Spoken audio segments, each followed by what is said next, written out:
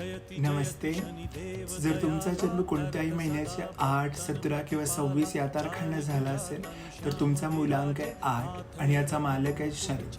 आपण नेहमी ऐकतो शनी म्हणजे डिले, शनी म्हणजे उशीर, शनी म्हणजे सगळ्या गोष्टींमध्ये अडथळे, व्यत्यय, शनी म्हणजे बॅड लक, आपण असं नेहमी समजत असतो. पण या कलियुगात शनी एक असा ग्रह आहे की जो तुम्हाला रावाचा रंक करू शकतो आणि एवढ्या लवकर तुम्हाला त्या सगळ्या गोष्टी देऊ शकतो त्याची तुम्ही अपेक्षा पण केली नसेल. तर या शनिग्रहाचा तुम्हाला चांगला इम्पॅक्ट मिळावा, चांगल्या गोष्टी तुमच्याबरोबर व्हाव्यात, यासाठी तुम्ही पहिली गोष्ट केली पाहिजे की तुमचं कर्म व्यवस्थित ठेवलं पाहिजे.